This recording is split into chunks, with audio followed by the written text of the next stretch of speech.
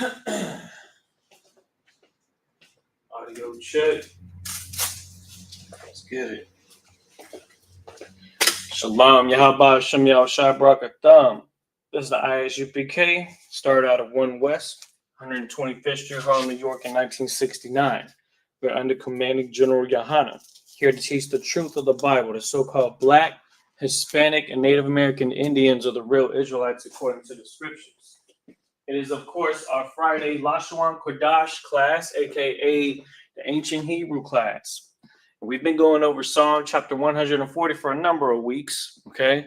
And here we are at the end of the chapter, because in our previous class, we got all the way to verse 11.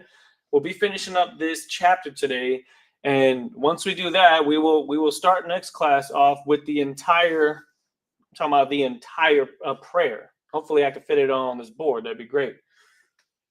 But it's going to be a lot, okay? And I'm going to keep it only in the Hebrew because what we want to do is we want to start pronouncing these words rhythmically.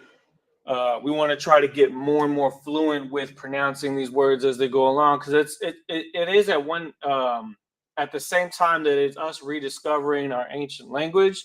It is also somewhat of a, how do I say, rediscovering exactly how it sounds. And in order to do so, we'll have to practice it and try to get the right flow to it. Now, of course, we have a really good idea as to how these words sound because we're using some of the rules, right, that you see even in the modern Hebrew, but we're going with the ancient dialect. And it's the dialect itself that we want to zero in on and try to get as accurate as possible, but also to get the spirit behind it, to get the flow behind it. And I've said this a lot of times during our Sabbath services and other times where we've been speaking in the Hebrew with the ancient Hebrew characters, that it almost sounds Native American in a sense, or vice versa, that Native American speech in its most tribal sense sounds, in fact, like the ancient Hebrew, which would make more sense, right? Because, of course, the Native Americans and the indigenous people in America actually do derive from the Hebrew Israelites. Now, there are people out there that try to say that this isn't an actual language, which is ridiculous because even the rabbis in the Smithsonian, when they came to find that the ancient burial grounds, the artifacts from the ancient burial grounds of the Native Americans, they had it in the Smithsonian upside down for dozens of years. And then a rabbi one day came across it and was like, hey, y'all don't have this the right direction, flip it around. And he was able to read it. And so what is that saying? That's saying that this ancient language has been brought from the Middle East over to this side of the globe and had been there way before any Caucasian influence. We're talking about pre-Common Era or before Christ era. You understand? So these artifacts do date to further back than when this conquistadors or anybody came over here. So this language is important. It should be important for every Black and Hispanic and Native American. It's important because the northern tribes or the tribes of North, Central, and South America were more so able to hold on to this language, whereas the tribes that were in the Middle East that were fled into Africa, they were given the fullness of the culture during the time of the Maccabean era, because we've rounded out our high holy days with the Hanukkah, which is the Feast of Dedication, which the tribes of the northern tribes of Israel had came over to this side of the globe before ever getting and having received that as a part of our culture. So we need each other to come back to our full culture. We need the language. We need the high holy days. We need all of it. We need the unification of Israel, like as in Zephaniah 2:1 says, gather yourselves together, O nation not desired. And only through our gathering together are we going to have the chance to actually work towards building our culture back to where it's supposed to be at. Okay. So I'm going to go ahead and erase this right here. We've had this up here for a number of weeks. So we're going to need as much room as we can for the next class. So I just want to start getting this off the board right now. Now, what we're going to do is we're going to quickly review what we went over in the previous class. And in the previous class, we did verses 10 and 11. Okay, and we're going to read it straightforward in Hebrew, and then we'll read it in the English. And again, I'm going to read them as the words they are. So don't be confused when trying to understand what it's saying. Of course, Hebrew is Yoda speak, so it's a little backwards from the way English is spoken. It's more closer to the way Spanish is spoken in the way the sentence structure is. So that's why it starts off like this. Ya Mawam wa Al Yaham Gakaliam Ba'ash Ya Palam Ba Mahamarwath Ba Yaqua Wamar Ayash Lashawan Ba Ya Pawan Ba Arataza Ayash Hamas Ra'ai Ya Tazawad Nawa La Madacha. So I get La Madacha Path. And what we just read in Psalm 140, verses 10 and 11 says, let fall upon them burning coals in the fire. Let them be cast in the deep pits, not that they rise up again. Verse 11, a man, a evil speaker, not let be established in the earth. The man violent, evil, let hunt to overthrow him. So again, what it's talking about is basically telling you that what this is a prayer, okay? What you have to understand about Psalms, and a lot of these are authorized lyrics that are put in the form of a song that can be read as a prayer. In fact, we read Psalm 83 every Sabbath service, right? We read Psalm, was it 120? Was it 141 or 121? 121, I think, where we are reading songs as if they are prayers. And these songs do not hold back in the lyrics. These songs are not censored. They are very direct, especially when it comes to the negative aspect. What I mean by the negative aspect is the things that are praying to the Most High for the destruction of those that wish Israel harm. You understand? And so it's actually going straight into that. It's telling you to not allow the evil man to rise up, to not allow the evil speaker to be established in the earth, and that violence overtakes them, or that the man of violence, that evil happens to them. And so the thing is, in these prayers, it's almost like a prayer for a curse to be put on somebody.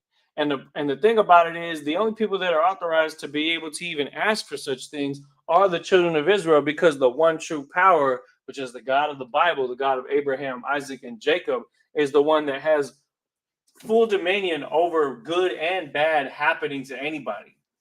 Because again, the Most High tells you himself, he says that I, the Lord, create darkness and create light. I, the Lord, do all these things. And people don't understand that about the God of the Bible. They don't understand that the Most High of the Bible is in control over all of it. God is in control of Satan. You understand? So Satan only does what God allows him to do. That's why when you read in the book of Job, that God gave Satan limitations to what he could do to Job's life. He said, don't kill Job, but you could take his family, you could take his children, you could take his servants, but you're not allowed to touch him. And even Satan says, come, I don't want to come. And so what you have to understand is that the God that you serve when you worship the God of the Bible is a terrible power, meaning a power that is not to be messed with, a power that is not to be underestimated. You can't say that the Most High can't express every form of emotion that he himself created. Whether it be jealousy, the Most High is a jealous power. Whether it be anger, the Most High is an angry power at times, right? We have to understand that, because we ourselves have those very same emotions. And so we have to try to come in this with the understanding that as we start to learn this ancient language, that we really start to step up our understanding of the Most High, and that he ain't somebody to be played with. You can't half step the lessons that he's teaching you, because when you do, you're only setting yourself back. And so when you study in the ancient Hebrew, understand this, that when we pray in this language, when we speak in this language, nobody has to believe in it except for us. It only matters that we understand it and that we have this to ourselves. Okay. This is the holy tongue. Lashon Kodash means holy tongue, which means that it's separate from every other language that's out there, and you have to treat it that way. So we're going to go back to the Bible Hub app. We're going to go to the interlinear version and pick up where we left off. This is, of course, Psalm chapter 140. We should be finishing the chapter here. Psalm chapter 140. Yeah, so we had stopped at verse 11. So there's only 2 verses left in this chapter. You have verse 12 and 13. Okay. And that's what we're going to be breaking down today. Let me get a chair. I know I'm going to need one.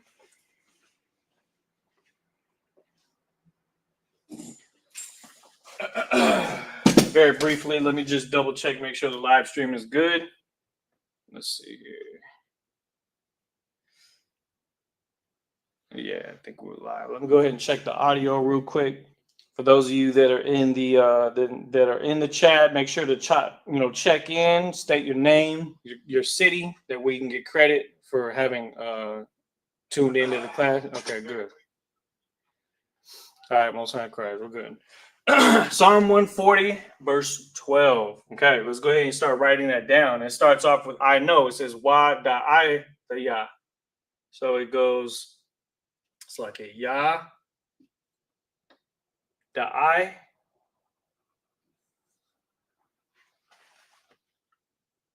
The Ya. Ya da I the Ya. Okay. Kaya.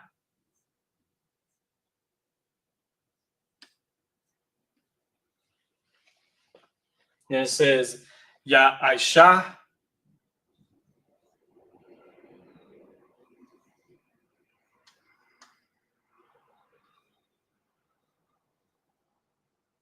Ya Aisha. And again, for those of you that are seeing these characters may not know how to pronounce them, what you could start doing is again looking right here. Abagada hawaza khataya kalamanasa ipa tazakwa rashata. There's two alphabets. You have the ancient, you have the Assyrian. We in this class use the ancient Hebrew. In the Sabbath service, we use the Assyrian Hebrew. So we actually have to learn two alphabets, a modern and an ancient. We like to stick with the ancient for this class just because it's my preference, right? So, and it's easier. There's less you got to deal with, less rules and stuff. So start looking at these characters, and then of course, accordingly, you wanna start trying to memorize them or write them down. I just write them from right to left as you're practicing. Write them, write down them, pronounce them, get used to saying these things, because as you start to see more of them, then you can start following along. Ya da aita ya kaya ya aisha. Takes a lot of effort. I understand that. It doesn't happen overnight. But over time, what you'll notice, and this is something that has been a beautiful thing to see, a lot of my students and even some of my teachers have come to see, these classes, and of course been around us during the Sabbath services, where we get a lot of practice and to see the development of our young men, our troopers, our officers, to go from not knowing any of these characters to being able to hold their own during Sabbath service is one of the most amazing things that I've been able to behold. You understand? And it just goes to show that it's a great feeling to know that we're putting in that effort towards understanding a language that's supposed to have been dead. It's supposed to not exist. That strength is not supposed to have been remaining amongst the real Israelites of the Bible. And here we are learning it anyways. You know what I mean? So it's a very rare opportunity to even see these characters, let alone hear them being used in 2025. So again, continuing here. So Ya Aisha, Yahweh,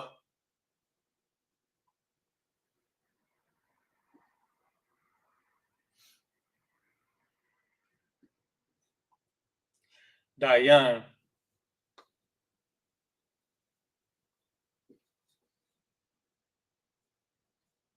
Dayan, Anya.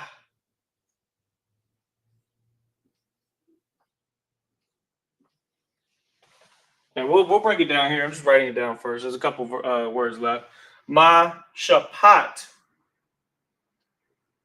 Ma shapat.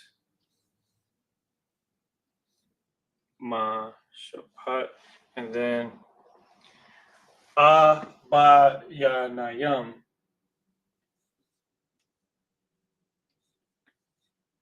Abayanyam.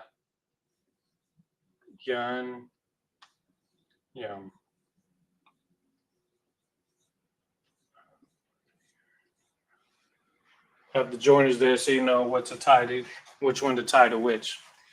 Now let's go ahead and break down what we got. It's a pretty short verse. This class might be a little short because we just have 2 verses to do today, but that's all right. We're gonna break it down. We're gonna, hopefully learn some good vocabulary words today.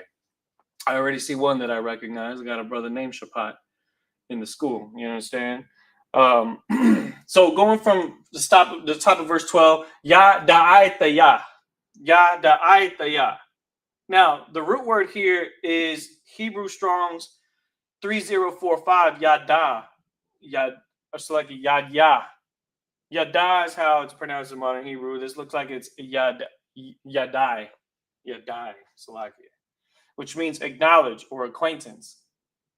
So what he's saying is, I know.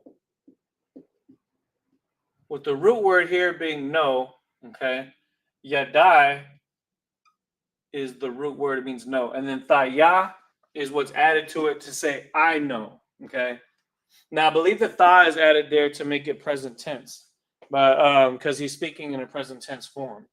But the ya is there definitely as a possessive adjective, which represents it is mine or me. And so when he's saying I know, he's saying yadai, the ya at the end is making it to where it's saying I know instead of just using the word know by itself. Kaya is that. Kaya is that. And so that's what that means. Of course, it's a word that it's like a filler word, right? Know that. So it's tying something to something else. Will maintain. Ya Aisha will maintain. And the root word here is maintain. This is Strong's H6213. Let me go back to this one real quick. This one right here is H3045. For those of you that may or may not, you might be skeptical about what we're teaching here. This is completely established to be Hebrew, okay? I'm just using the ancient characters. You could look up these Strong's definitions, H3045, H6213. You'll see exactly the same word. It's just with different characters. It uses the modern Hebrew. We're using the ancient Hebrew, but it's written the exact same way. What I'm doing is I'm translating it from modern Hebrew to ancient Hebrew on the fly so that you can see it in its ancient form and that we can pronounce it with its ancient dialect, okay, to the best of our ability, of course. So the word maintain right here, H6213, it's let me show you. It means to accomplish, to advance, to a point. Aisha, the root word is Aisha. It's right here. Aisha. The ya is at the beginning. We don't actually see that right here. Okay, we don't see that as one of these rules, but when we see the ya at the beginning of the phrase, it's saying will as in future tense. Future tense. Okay, so the ya Aisha, the root word here again is Aisha, maintain. Okay, so we're saying I know that I will maintain. That's like him. I know that we'll maintain Yahweh. So it's not saying that I will maintain, it's saying that Yahweh will maintain because it mentions the action first and then the noun. And of course, this being the Most High's names is Yahweh. It's the tetragrammaton. This is H6, Slovakia, not 6. This is H3068. This is the most important ancient Hebrew word. This is the most important vocabulary word in the whole Bible because it's the Lord's name. It's not the word God. It's God's name that He showed to Moses. It says Yahweh. Okay, and it's not pronounced Yahweh. It's not pronounced Jehovah. There's no J's. There's no V's in ancient Hebrew. Okay, there's no pronunciations that are even remotely like that. In fact, Hebrew doesn't even have vowels. None of these are vowels. None of these are considered vowels. They're all consonants. So they're pronounced in a very strong, almost, people try to say barbaric, but it's more actually Ebonic. I think more Ebonic, which is the way that Blacks and Hispanics naturally speak. In whatever language that we have learned over the years or have been forced to learn, we typically speak it in a shorter term, like a shorter sense, right? Instead of saying, hey, how are you doing today? We'll say, what's good? You know what I'm saying? We'll shorten everything that we say, anyways. And so when it comes to actions, nouns, verbs, consonants, and the reason why our spirit is like that is because we derive from a culture that uses a language that gets right to the point. It says everything as efficiently as possible without having to explain or expound or try to be fancy. And in fact, in a certain sense, is very efficient because we'll use the same term for multiple things. Like if I say cheese, that may mean all different type of things. If I say bread, that may mean food, but it may mean the same thing that cheese means. You understand? I'm just trying to let you know, like that's how Israel is. That's how we use those terms. And in the Bible, there's examples of that even happening in the Bible as well. So we got Yahweh, of course, the Most High's name. Dayan. Dayan is the next one. It says the cause. Yahweh will maintain the cause. Okay, will maintain the cause. This means the Dayan means judgment or sentence or tribunal. Judgment, sentence, or cause. And it actually expounds on this in this word right here. But let's get this right here, because cause is what is used right here for Dayan, and the root word is the full thing. So it's all three of these characters. Then it goes into, it says Anya. Anya. Anya means, it's the whole thing, okay? It means afflicted or of the afflicted.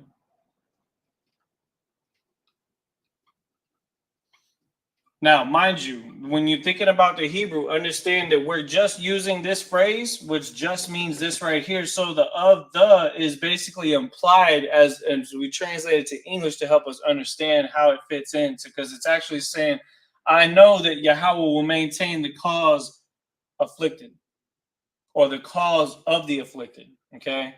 The afflicted's cause, okay? Because again, this is kind of, it's backwards. So it's saying the afflicted's cause, or the people that are being judged, the people that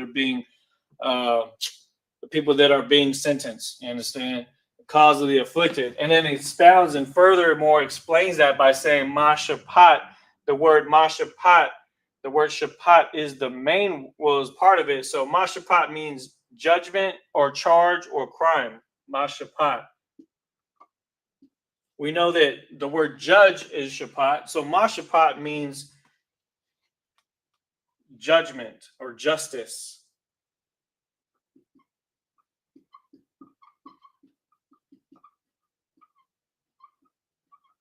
Judgment for the poor. Abayanyam. Abayanyam. This is Strong's H34. This one that was before was H. This is just proofs right here, 4941. But Abayanyam means the poor, okay? With the root word, let me see if it's the whole thing. Abayawan. Okay. So Abayawan is it, but we're just basically adding the yam at the end. Abayan yam. So it's Abayan, basically. Abayawan is another way to say it. But it's saying the beggar, the needy, the poor. The poor or needy.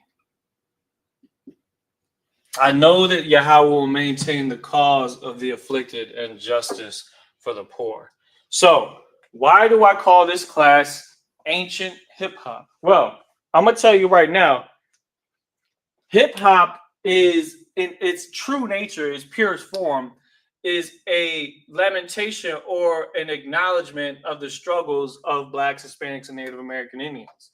You can call it any other form you want. You could talk about rap. You could talk about trap music. You talk about all these different things, but all of them are derivative of this in the book of Psalm, where we're asking that the Most High take care of us that are in the struggle. That's what the hip hop is always. It's always bringing up the struggle, right, against the powers that be, against the conditions that our people are in, whether they be poor in spirit, whether they be poor financially, whether they be poor in health.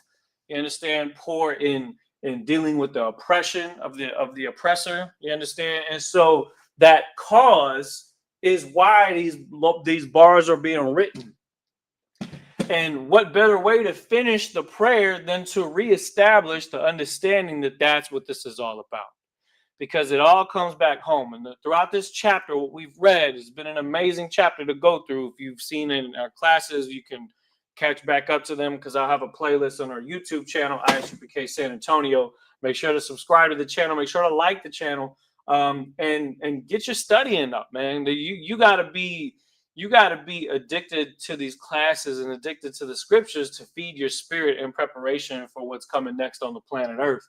So it's better to be prepared, you know what I'm saying, than to not prepare at all and to not understand these things. Because once you put this in your mind and understand that this is what the prayers are about, it's about the Most High bringing judgment to our enemies, while also understanding at the same time that our issues that we have amongst ourselves are things that we need to work out.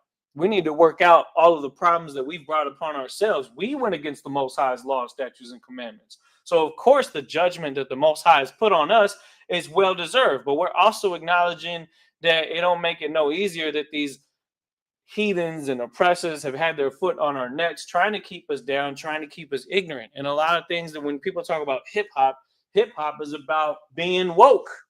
I hate to use that term, but that's technically what it is more so not just being woke, but being aware of the conditions that we're in, being aware of the traps that have been set to keep us distracted from the truth. And the truth is, of course, God's laws. You understand? Coming back to the Lord's laws, statutes, and commandments. That's what this is all about. We're showing you the ancient language. These are bars that were written over 2,000 years ago. You understand? And it's only evident that as we got through this chapter, what we found out is that these are bars that are timeless. And so brothers that are out there making music, you stick with this formula right here, it's going to reach the people. It's going to resonate with Israel. We got great artists in the Isupk. We got Captain Kataza, who's here in San Antonio, Officer Dawada. Of course, we got brothers all throughout Texas, all throughout the whole 12 tribes of the nation of Israel. Some of them speak other languages, but you know, we got Captain Akkad Al-Mariam. Those are brothers that make anthems that zone in on these things. And because they do that, it's very effective that their music comes out and resonates with the people. You understand? I just dropped a video on our TikTok and Facebook page, a short about Metallica and how it resonates with the Caucasian race, because they embrace their identity and they find success with their music when they do that. We will find success with ourselves when we embrace our identity, and even more so when we follow the law, statutes, and commandments that the Most High gave us and embrace our true culture. That makes it absolute perfection. That's what we're aiming for. And if you're looking to advance the art, you need to do that according to the way the Most High ordained for us to do it. And that is, of course, bringing up these topics, because we know who we are now. We know our culture. We know our oppressor. We know the things that they've done to us to keep us from knowing the truth. Well, now that we're starting to know the truth, the way we follow through with that is by understanding who the enemy is, understanding the enemy within ourselves that has kept us from coming together, and then finally overcoming that by establishing a culture on the earth that doesn't show any shame in knowing that we are the true Israelites. It doesn't show any hesitation in living as if we know for sure that this is a fact, because the fact that we do that is what makes it true, because it is true. But you have to actually follow through and keep those laws to reestablish our connection with the Most High by obeying his rules, because no one's going to do it except us, especially now in 2025 where most people are distracted. Now, that's going to be verse 12. Let's go ahead and get the last verse of the chapter. And this is a pretty short one, but let's go ahead and get it. It says, Ka.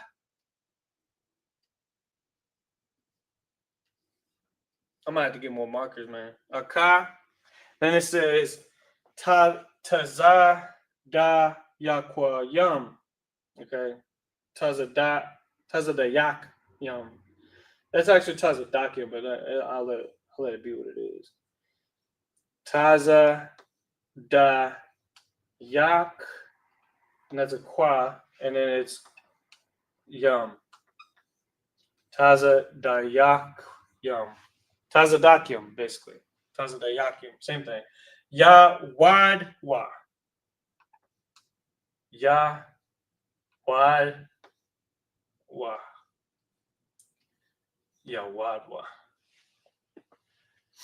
Ya wad wa. La shamka. La slaki.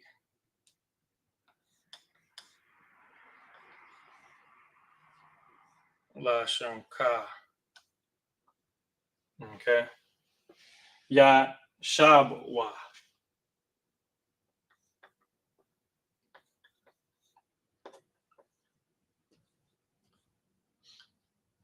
Ya shabwa. You understand? Ya shabwa. Let's get the rest of this. And that's Ya Sharyam.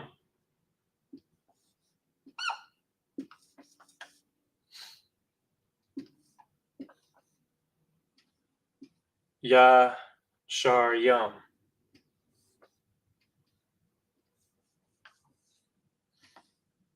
Ya Sharyam. Ah.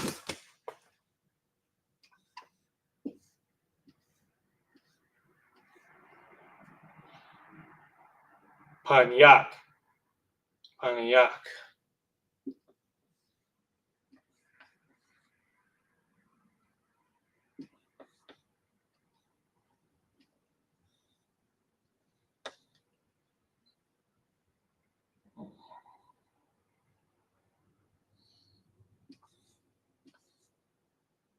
I don't know if it's Panayak or Panyak, but I'm just gonna put Panyak because I'm pretty sure Pan means before. All right.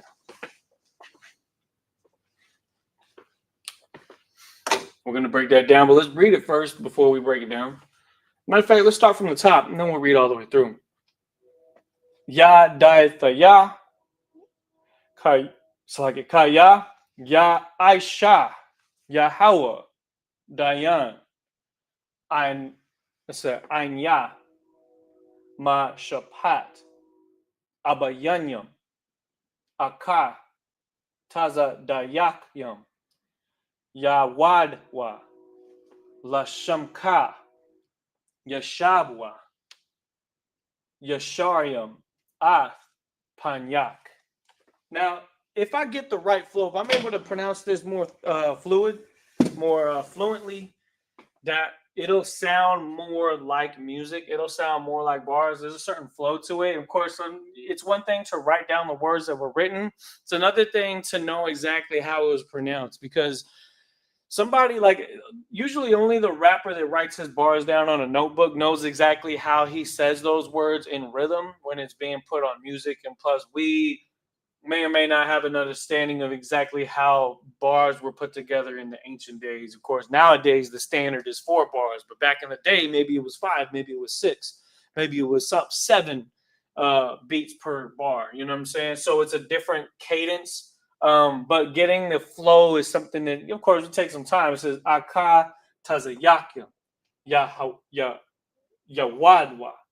Lashamka, Yashabwa. Yasharium, Ath, Panya. It's kind of like statements, like heavy statements that are being made. And so when you keep that rhythm, that's something that we're looking to rediscover. And we're doing that together. You understand? That's why we're going into these classes, we're going into these prayers, and we're building on our repertoire of prayers. In fact, what I'm gonna do is I'm gonna actually go and rewrite the whole chapter on a notebook, on a piece of paper, and get it down pat so that I can come in here and write it on a full board. Because the thing is, I want to have these prayers as additional prayers, right, for ourselves, for our own personal use. So we'll be building a repertoire of more prayers, and Psalm 140 is just the beginning of that. Okay, so let's go ahead and get this right here. So Aka means surely. Now, the scripture says to always be sure to hear the end of the conversation. And so, what should be the case is when you get to the end of a song, the last verse should be the one that rounds everything out, should be the one that hits the hardest. So let's see what these words are. Surely the righteous.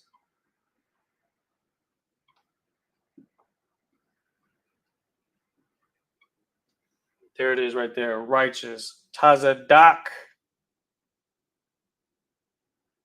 Tazadayak. Tazadayak means righteous. Yawadwa.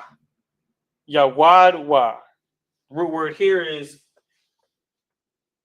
oh, my bad. Is that? It's right here. Shall give thanks.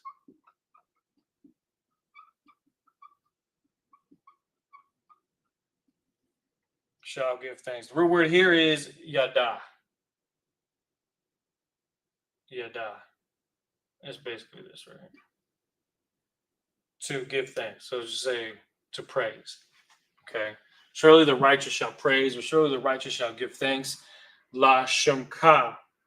It says to your name.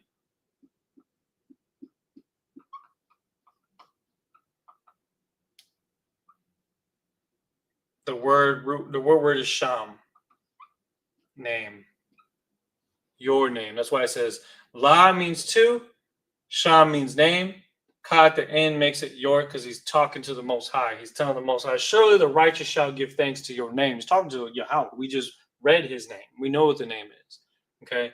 So he mentions God's name. Now it's saying that surely the righteous shall give thanks to your name. Okay. What does that mean? To your reputation, to give thanks to your wisdom, to give thanks to your guidance that has led us out of the hell. Okay. To have, and also what is the other side of the name of his reputation? His punishments, his judgments, him following through with what he says. It's kind of like when he's saying your name, it's like his name, it stands without question because the Most High says he's going to do something and then he does it. We read in Deuteronomy chapter 28, all the last, after you get to verse 15, the rest of the chapter is all the hell that we go through for not keeping his laws. He says that he was going to send a nation against us as swift as the eagle flieth. And now we're rapping about that nation afflicting us. But we understand that surely the righteous shall give thanks to your name, because the righteous are going to understand that lesson that the Most High put us through by putting us in that affliction, by having us on the bottom, by having us in the ghettos, growing up in broken families, living with bad health problems, you understand, generational curses. But we'll thank the Most High for that in the end, because we know that it has improved our spirit and has brought us closer to the image that the Most High set out from the very beginning for us to get close to. The very beginning, when we read in the book of Genesis, let us make man in our image. Then that process will become completed, because we have gone through all this to get to this point, but it is the righteous that will understand it. That's why it's so important to stay in these classes. That's why it's so important to practice these laws, to rehearse the righteous acts of the Most High, because even in our music, we're prophesying in our music, because this is the future for the righteous. They're going to understand the Most High did all that to better us. But we don't see it because we don't understand that this thing takes multiple lifetimes on this earth to get it right. And only in a certain lifetime you might be able to understand a fraction of it. But it's just the tip of the iceberg when it comes to us waking up to who we are and understanding what our real potential is. So we're saying, surely the righteous shall give thanks to your name, talking about the Most High. And then it says, Yashabwa. Yashabwa means, where's it at? It's right here. Yashabwa. Shall dwell. This is heavy. This is a perfect bar right here. Shall dwell. The root word shall dwell is yashab. So it's right here. Wa is being added at the end. Let me see if it's they, there. Okay. Shall dwell, meaning them that are righteous. So it's saying shall dwell. The word dwell is the word right here, yashab, but the wa means they dwell. So technically it's saying, if I'm going to correct this, it's saying they dwell. And it's kind of like there's a comma here. Think of it being a comma here, because this is a separate thought from this. Surely the righteous shall give thanks to your name. They dwell, or they will dwell. Okay, and it says Yasharyam, Yasharyam, the upright. Now, this is another word for righteous. We said Tazadayak or Tazadak means righteous, but Yashar means upright or just, or, yeah, we'll just say upright. That's a good translation. The upright. The upright, they dwell, and then it says, Ath, and it says, in your presence. Panyak, in, this is basically not anything, in your presence. That's heavy. Or before your presence, because panya means face towards, or in your face, meaning with you, next to you. And then yak makes it where it's saying, because again, this is being addressed to the Most High. That's why he's saying the righteous shall give thanks to your name. It says the upright shall dwell in your presence. What is that saying? That's saying the righteous shall be in the kingdom of heaven. After all is said and done, after we go through this whole chapter and it talks about the evil one coming against our people, is telling you that they will not be established in the earth forever, that their time will come where their purpose will be fulfilled and they will be removed from their seats of power. And then what's going to happen in that place is that the righteous will give thanks to the Most High, and they will live in the kingdom of heaven with the presence of the Lord and his established rank and order structure on the earth under Yahweh Shai, our king. Okay.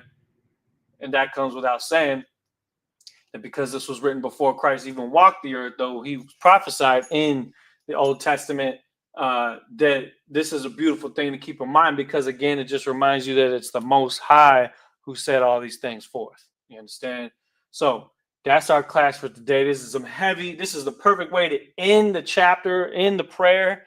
And I want to try to get as much as I can of it in the next class and recapping everything, you know what I mean? But it's going to be really hard to see on the screen. But I'm thinking I want to at least try it. Let's go ahead and read it real quick, and then we'll end the class on that.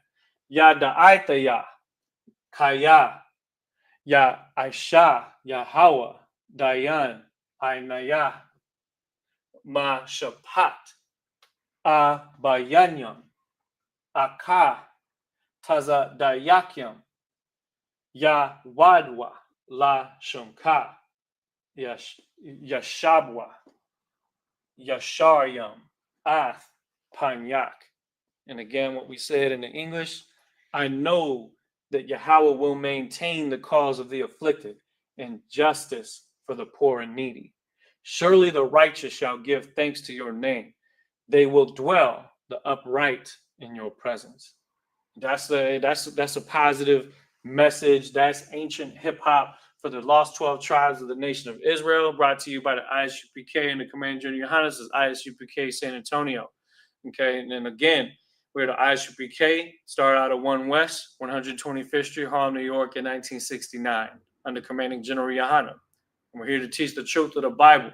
The so-called Black, Hispanic, and Native American Indians are the real Israelites according to the scriptures. With that, shalom. Catch us tomorrow at 11 a.m. for the Sabbath service, and we'll get things cracking tomorrow. You understand? Shalom.